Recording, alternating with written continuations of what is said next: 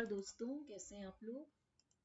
ये है signal systems और मैं ये इसमें एलटीआई सिस्टम्स पढ़ा रही हूँ। तो इसके कुछ मॉक टेस्ट्स हैं, तो इसको हम कर लेते हैं क्वेश्चंस फटाफट।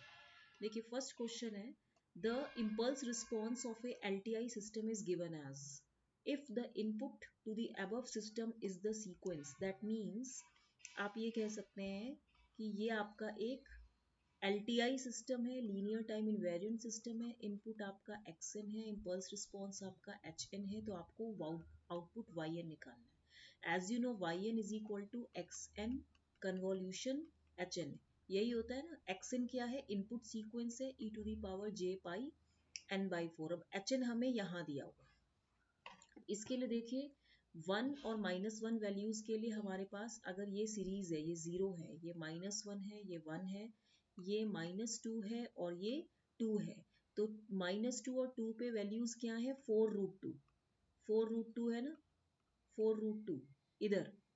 ओके, और उसके बाद अगर हम देखें 1 और -1 पे वैल्यूज क्या है, -2√2। दैट मीन्स ये इधर -2√2। तो अब हमें इसको सॉल्व करना है। तो इसको सॉल्व करने के लिए सबसे पहले तो हम देखेंगे कि हम HN को क्या लिख सकते हैं। देखिए HN इम्पल्स रिस्पॉन्स है। HN इज इक्वल टू हम लिख सकते हैं पहले तो 4√2 डेल्टा ऑफ n+2 लिख सकते हैं, क्योंकि ये इम्पल्स सीक्वेंस है। तो डेल्टा ऑफ n+2, फिर -2√2, यहाँ पे हम लिख सकते हैं डेल्टा ऑफ n+1 लिख सकते हैं। That means n is equal to -1 पे वैल्यू ये है, ठीक है। उसके बाद हम लिख सकते हैं -2√2 डेल्टा ऑफ n-1, ये लिख सकते हैं। फिर प्लस 4√2 डेल्टा ऑफ n-2, यही होगा ना। ओके, तो देखिए n is equal to 2, n is equal to -2। हम सीरीज क्या लिखेंगे, अगर मान लीजिए मेरे पास ये सीरीज है इम्पल्स फंक्शन की, ये है 0, ये -1 1, तो मैं इसको क्या लिखूंगी, delta of n+1 minus delta of n-1, ऐसे लिख सकते हैं ना।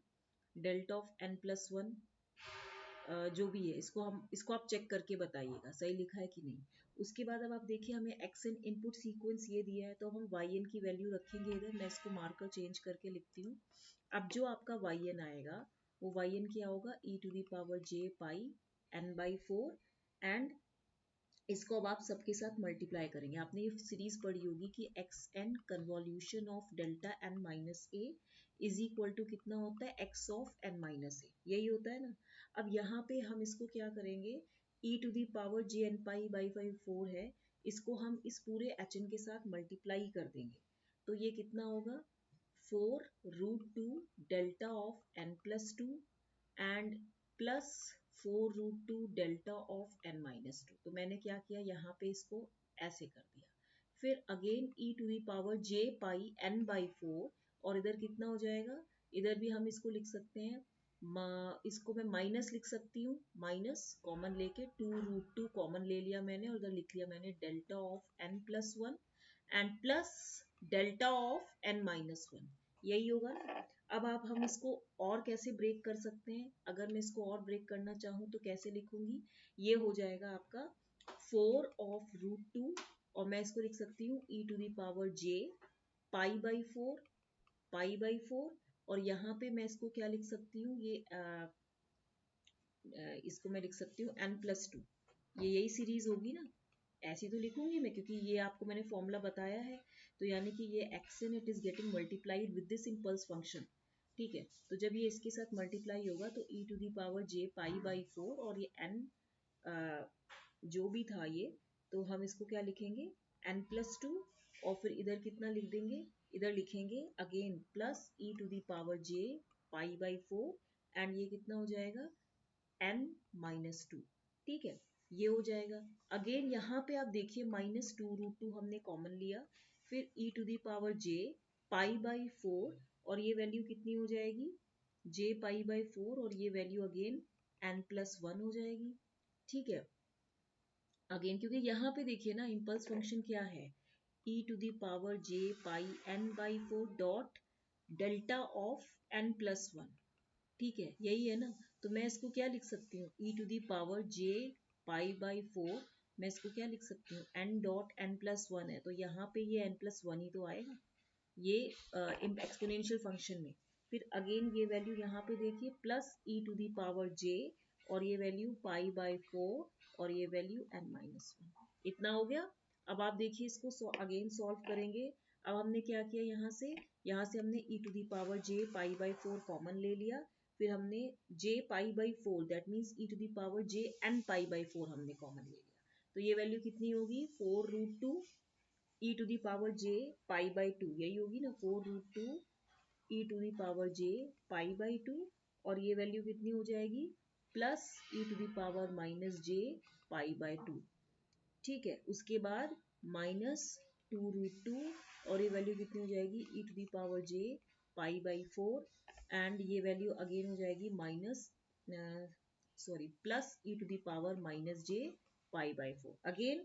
ठीक है, अब जब ये वैल्यू हमने निकाल दिया है, तो अब इस केस में हम क्या करेंगे, e to the power j n pi by 4, and ये क्वेश्चन इसरो में भी आया था, तो ये वैल्यू देखिए कितनी होगी, cos pi by 2 plus j sine pi by 2, तो sine 90 is 1, cos 90 is 0, again cos pi by 2 minus j sine pi by 2, तो minus sine pi by 2 is minus 1, तो 1 माइनस 1 इज 0, तो ये वैल्यू कितनी हो गई, 0 माइनस 2√2, और इस वैल्यू को हम क्या लिख सकते हैं, ये वैल्यू कितनी हो जाएगी, 2 cos pi by 4।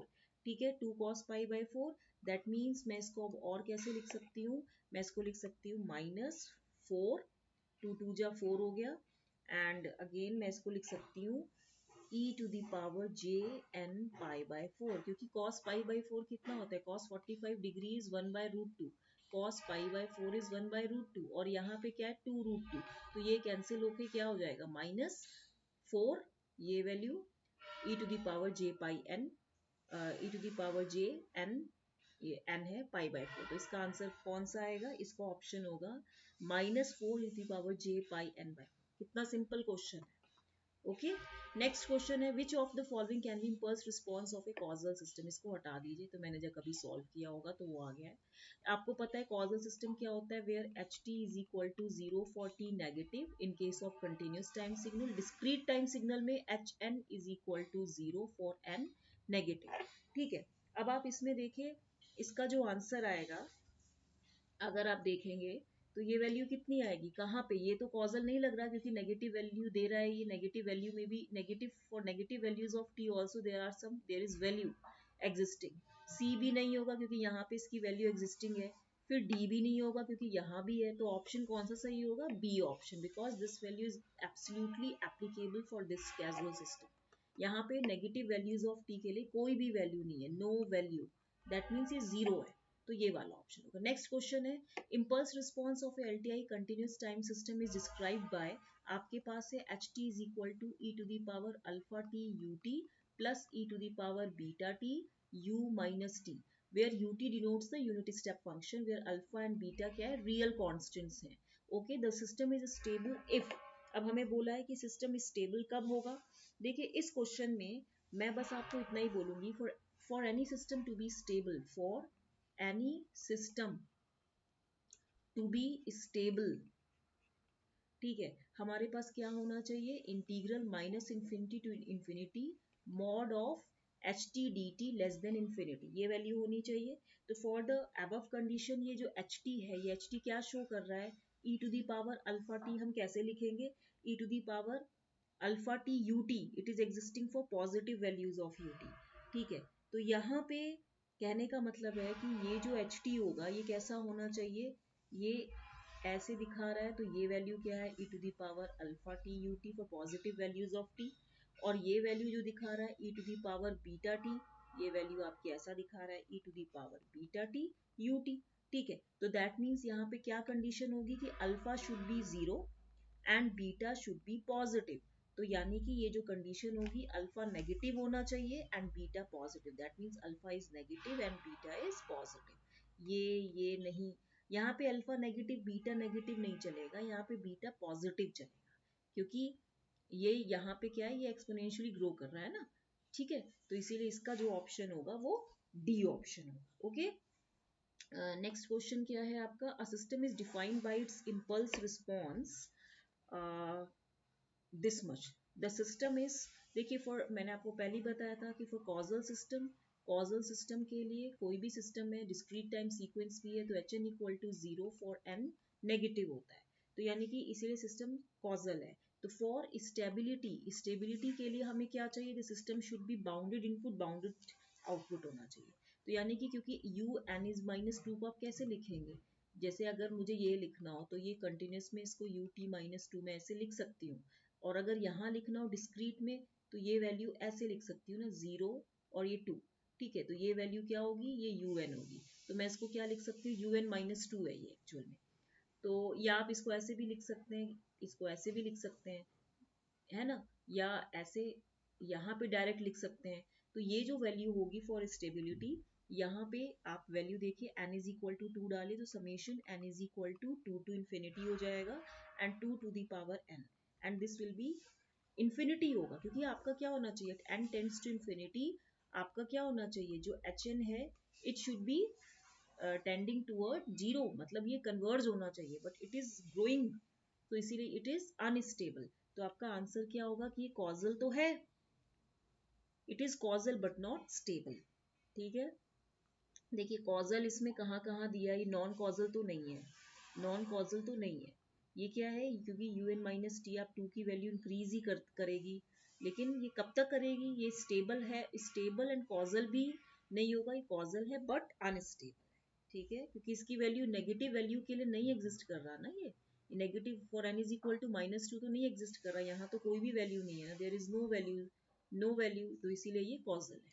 Next question है, let yn denote the convolution of hn where hn is equal to half of n un, यही क्वेश्चन है ना आपका, and gn is a causal sequence if y0 is 1 y1 is equal to half then g1 is equal to, देखिए एक बात है, आपके पास पता है कि yn इज इक्वल टू क्या होता है, summation k equal to minus infinity to infinity, ये कितना हो जाएगा, जी के एच एन माइनस के, मैं ऐसे भी लिख सकती हूँ।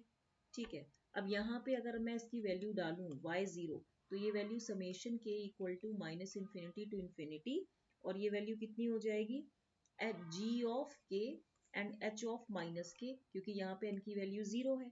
अब यहाँ पे आप देखिए y0 is equal to how much, this is h0 g0, यही है ना, तो यहाँ पे आप देखिए ये वैल्यू कितनी हो जाएगी, h0 कितना दिया हुआ है, y0 is 1, h0 is 1, क्योंकि आपका देखिए ये जो है, अगर मैं इसको बोलूं, आपका एच एन कितना दिया है, your H N is how much, it is half of N U N. ठीक है, और यहाँ पे आपको G N is a causal sequence, G N आपको कॉजल सीक्वेंस दिया है, तो इट मीन्स कि ये बढ़ता रहेगा, कॉजल इन द सेंस कि यहाँ पे अगर जी जीरो है तो यहाँ पे आपका क्या होगा, it will be G1, it will be G1 and so on. तो यहाँ पे आप देखिए, अगर जो G0 होगा, यानी कि हमें G0 नहीं पता है, तो यानी कि जब मैं n की वैल्यू इधर जीरो रखूंगी hn में, h of zero is equal to half of zero, तो ये वैल्यू वन ही तो आएगी, तो G0 कितना हो गया, वन हो गया। सिमिलरली अब मैं जब y1 रखूंगी तो y1 की वैल्यू कितनी आएगी, summation k equal to minus infinity to infinity, और ये वैल्यू कितनी हो जाएगी, g of k h of one minus k, यही वैल्यू होगी ना। अब इसको हमें करने के लिए हम इसको कैसे लिखेंगे, हम इसको लिखेंगे h1 of g0 and plus मैं इसको लिख सकती हूँ h0 ऑफ g1, तो यानी कि h of 1 minus k it will be 0 for k greater than 1 and gk जो होगा, जो आपका g of k है, it will be 0 for k negative। ठीक है, क्योंकि ये क्या है, ये कॉजल सीक्वेंस है, it is given in the question कि gk is equal to 0 for negative values of k, लेकिन आपको पता है 1 minus K is positive, so 1 is greater than K, that means आप ऐसे भी लिख सकते हो कि ये तो इसके अकॉर्डिंग है, लेकिन ये k ग्रेटर देन 1 के लिए तो ये नहीं एग्जिस्ट करेगा ना, तो इसीलिए ये कॉजल सीक्वेंस है। तो आप देखिए y1 की वैल्यू कितनी दी है, हाफ दी है, तो मैं इसको लिख सकती हूँ हाफ, यहाँ पे y1 की वैल्यू दिया है, और फिर यहाँ पे h1 की वैल्यू कितनी दी है, h1 की वैल्यू है y1 हाफ दिया है, और h1 की वैल्यू तो हाफ ही आएगी ना, n की वैल्यू जब आप 1 रखेंगे तो h1 की वैल्यू तो हाफ हो गई, G0 की वैल्यू 1 हो गई, क्योंकि H1 क्या है, हाफ ऑफ n, तो यानी कि हाफ ऑफ 1, तो ये हाफ आएगा। G0 हमने 1 निकाला ही था, H0 की वैल्यू 1 थी ही, और G1 की वैल्यू आपको वो है, तो आप इसको सॉल्व करिए तो कितना हो जाएगा, G1 इज इक्वल टू 0। तो आपका ऑप्शन क्या आएगा, आपका ऑप्शन आएगा G1 is equal to 0। Easy question है ना। ये आपको कन्वोल्यूशन सीक्वेंस पता होना चाहिए, आपको ये पता होना चाहिए कि ये जो हमें इम्पल्स सीक्वेंस दिया है h ऑफ माइनस के, तो इस केस में ये वैल्यू जब 1 है तो यहाँ पे ये वैल्यू क्या है, यहाँ हाफ हो रही है, फिर यहाँ ये 1/4 हो रही है, इस तरीके से हो रही है। तभी तो हमने लिखा है कि summation K equal to minus infinity to infinity h of n minus K g के। हम ये ज़्यादा हमारे लिए कन्वीनियंट होगा ये लिखना, तो हमने इसको इस तरीके से कन्वोल्यूशन सीक्वेंस लिखा है, क्योंकि आपको हाफ ऑफ n un दिया है ना। जब आप इसमें बार बार n की वैल्यू जब 0 रखेंगे तो यहाँ पे क्या आएगा, माइनस के आएगा ना, तो इसीलिए आपका आंसर क्या होगा, 0। अच्छा, नेक्स्ट क्वेश्चन में मैंने आपको लास्ट टाइम जो क्वेश्चन दिया था उसमें क्वेश्चन क्या था आपका, आपको मैंने ये क्वेश्चन दिया था कि x ऑफ t, हाँ इस क्वेश्चन को कैसे करेंगे, ये क्वेश्चन किसी ने मुझे बताया नहीं, कोई बात नहीं। देखिए ये जो क्वेश्चन है ये हो जाएगा, इस क्वेश्चन को हम लिखते हैं x of t plus 5, and मैं इसको लिख सकती हूँ convolution of delta t minus 7। तो ये वैल्यू कितनी हो जाएगी, क्योंकि ये फॉर्मूला है ना, x of t convolution delta t minus T not is x T minus T not. मैं यहाँ पे क्या लिख सकती हूँ, x of t plus 5 minus 7, that means it is around x of t minus 2। तो आंसर क्या आएगा, सी ऑप्शन। ठीक है, क्वेश्चंस अच्छे लग रहे हो तो इसको आप लाइक शेयर सब्सक्राइब करना मत भूलिएगा, एंड टिल देन गुड।